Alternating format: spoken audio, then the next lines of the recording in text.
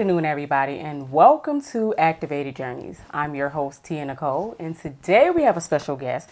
His name is Corey Williams, and he is a super host of his own Airbnb right here in the Atlanta, Georgia area. So today we're going to talk a little bit about how he got started in the Airbnb business. So without further ado, let's jump right into this topic. So, how you doing today? I'm doing good. How you doing today? I'm doing well. So usually I ask people when they first come on the show, how was your drive in? But since I came to you, Yes. it's more like, how was my flight in? Right. Exactly. Yeah, so I see you got your Airbnb business, so how long have you been in business? I officially got in business. I'm gonna say it was 2019 towards the end.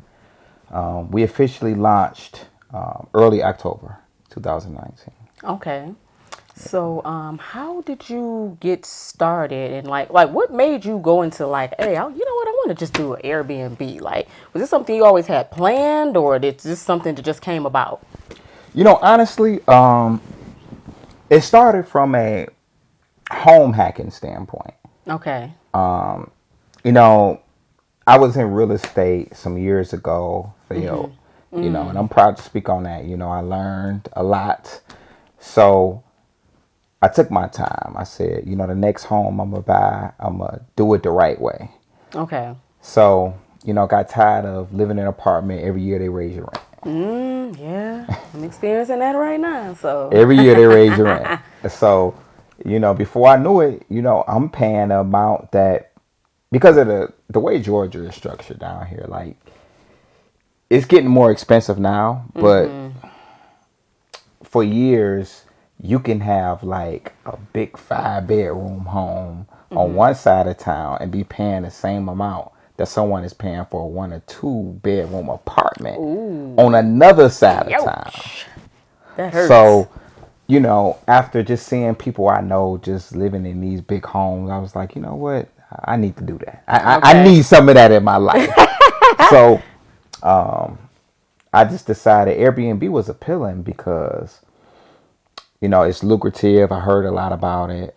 But I thought about it from the home hacking standpoint. I said my home that I purchased, I wanted to have 2 living areas.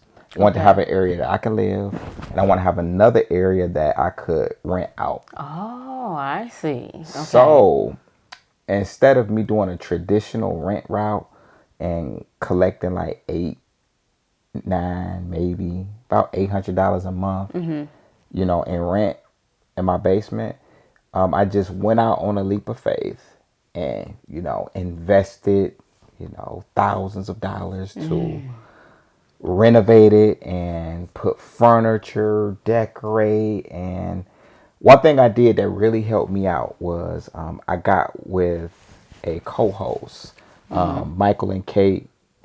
They really turn my life around as it relates to this business, because when you got somebody that's already experienced, and I would suggest this to anyone in any kind of business, get a mentor. And the best mentor is someone that you can do business with where it actually profits them to teach you. Oh, I see. So Because now you got somebody working on your behalf, because when you win, they win they as well. win. I like that. So that was the key. So that was what I did. So, he helped me decorate, launched it. He knew everything about the Airbnb business. He just takes a small percent to help me manage it. So, put it like this. Whatever I would have made renting, you get easily double that or more doing Airbnb. So it only makes sense. It's more work, but once you get automated with it, it can kind of become semi-passive. But, we can get into that later. Okay. So basically you have like a finished basement. Yes. And you turned that into an Airbnb area. Correct. So what type of amenities do you offer in your Airbnb? So, amenities, the basics. Anything that a hotel will have, I got it. Okay. One thing that I went out my way to do was I actually have a full studio apartment in my basement. My basement Okay. has a kitchen, a full kitchen. Ooh, that's a plus right there. You Yeah. ain't gotta keep going out to eat. I mean, you can go out Yeah. sometime, but you got the luxury of just buying your own groceries for the week or however long you here, and then just cooking it on up. Absolutely. So that's a extra amenity that I offer to my guests that you can come in town, you can stay here for a week, 2 weeks. You got a stove, you got a full size refrigerator, you can cook for yourself, you got an oven. I provide dishes, pots, Oh pans, wow. everything that you would need inside of a kitchen. I even have seasonings and small things like little boxes of cereal, water bottles, just basics. Just things that should be inside a kitchen. I Okay. provide. Of course, you got a microwave, and then in the bedroom, the bed is number one. The bed has to be comfortable. Anybody Yes. get in this business, comfortable bed. You want your guests to be able to sleep good, sleep Yes. well. So comfortable bed. Number one, cleanliness. Everything clean. That's gonna make or break your business. I provide Netflix. I know certain guests have cable and things of that nature, but most people, as long as they got Netflix, Pretty and much find some decent yeah, shows. they got the internet connection. They got any type of app that they want, Hulu, anything they want, they can log in, and watch whatever they want to watch. So, Okay. just give them the basics. Okay. So with this being a combined, like it's combined to your home, do your guests have a private entrance where they're separated from you? Yes, actually, the way my Airbnb is set up, there's a back door. So you got a driveway where the Okay. guests park at on the side of the house. Then they go around back, and then there's a door right there. And they just type in a code, open up the door, and they go in. They don't have to come see me or nothing unless they have a question. Okay. Then I'm there to serve them. But yeah, it's pretty automated. Okay. Yeah, because I know that's some people's issue. Like, oh, well, if it's connected to another house, I don't want to have to run into, Yep. the other person. I don't know them, or I I might feel them. be a female and I might be by myself. So that's Yes. one good thing that they have their own private interest and Yep. they don't have to have no shared space. It's their own private area. So that's a plus. So, what are some like nearby attractions for like when people are like, okay, I'm ready to get out. I want to do something. I want to hang out. What are some nearby attractions that people can go to and have a good time? Okay, so I chose the Stone Mountain area. Okay. That's where I live, and I chose that city because it's not too far from Atlanta, but it's not too close either. So if you want to kind of get away from the city, Yeah. you can be there. And this city has its own attractions. We have the Stone Mountain itself, which is a beautiful sight. You can look at the whole horizon of the city. You can see the skylines of Atlanta, everything. You can look at it from the top. So I'm only like 5 minutes away from Stone Mountain. Also, there's about 3 or 4 just parks that's nearby. Okay. Anything you want to eat, all the stores, any place you may need to go to, you can get there within 10 minutes of my home. Okay. So location is key. Okay. Yeah. Yeah, because I know Stone Mountain has like a lot of different attractions and stuff that you can do too, like the skyline, to get to the top of the mountain and like the Yep. train and some other things. So you're not just walking around the park, you can actually, have some of the attractions and have a good time there. So what all goes into maintaining your Airbnb? So you went and like decked it out with all of the decor and everything, got everything, all the amenities together. So Yep. what goes into maintaining all of this? Cleaners. Your cleaner will make or break your business. If any of you looking to get into Airbnb, gotta have a good cleaner. That's the number one. And I'm gonna say plural, cleaners. Okay. Because if one is busy, you gotta have one that could come in and Have a take his backup. place. You gotta have a backup to a backup to the backup. So, yeah, to maintain it, listen to your guests. It's number one. That's actually Customer a lesson. service. It's interesting we having this interview today because I just spent about 30 minutes listening to a guest. And you succeed in this business if you really honest and you really care about people. If you really want to provide a good experience for someone and you listen and you accommodate. Because your guests, that's your biggest feedback. They're your best critics. Yeah. So, you may get a bad review, but don't look at it as a bad review. Look at it as I'm about to tighten up. Yeah. I'm about to make this greater. It's room to grow. It's a room to grow. No one gonna ever be able to come to my place and say this about this again. I like So that. that's what I use. I use my guests as my maintenance. Whatever issues they have, I fix it. Okay. So what are some of the challenges that you've had thus far running your Airbnb business? Cleaners. Actually, I just had a challenge about 4 weekends ago. Okay. I had a cleaner who was scheduled to come to clean that afternoon.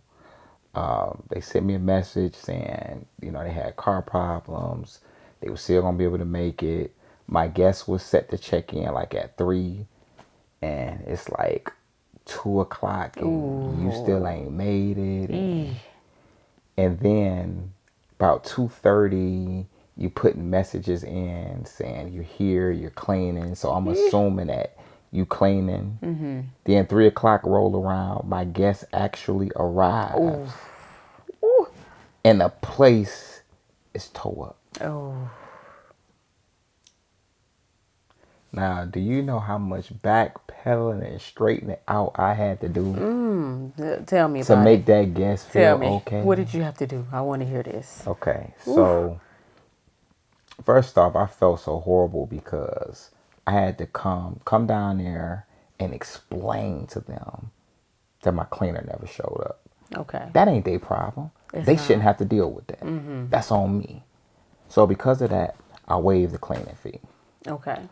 Cleaning fees is usually, they can range anywhere from $50 to $75 to $100 depending on the size of the place. Okay.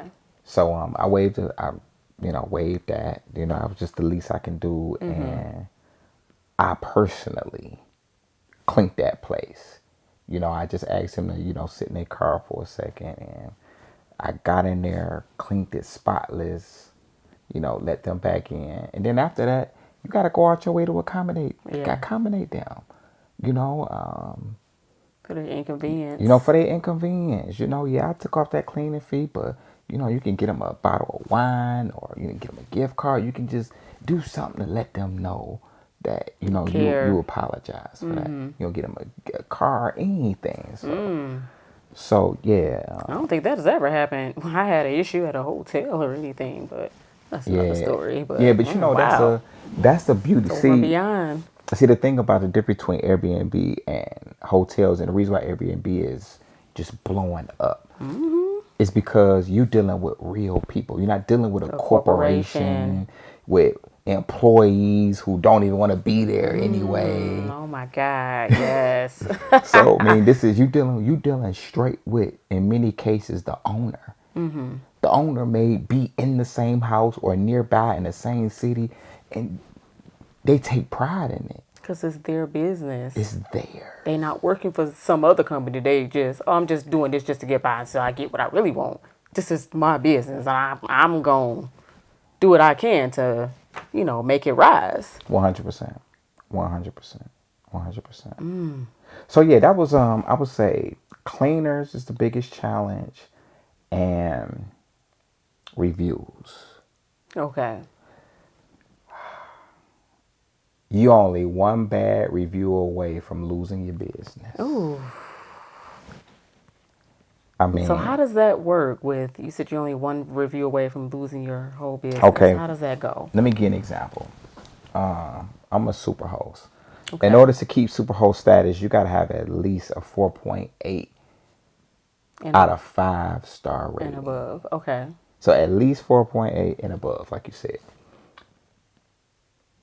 If you teetering at 4.8 and you get 1 4-star, that can drop you down to 4.7 depending on how many total reviews you have.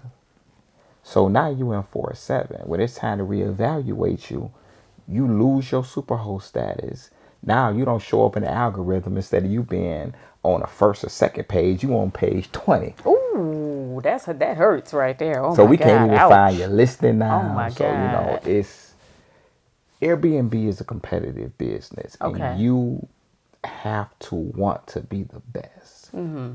And really, that's any business. Yeah. You can't come not competing. If you're not competing, you need to stay home. That's I like what that. it is. You're But not ready to compete? Go home. Just pack it up. pack it up. But Go to home. answer your question, I would say, just making the guests comfortable and keeping a strong relationship with your cleaners and making sure they're actually doing a job. Because when a cleaner clean and then the guests come in, you can't see unless you physically there to go behind every cleaner, and that may not be practical for everybody. Yeah.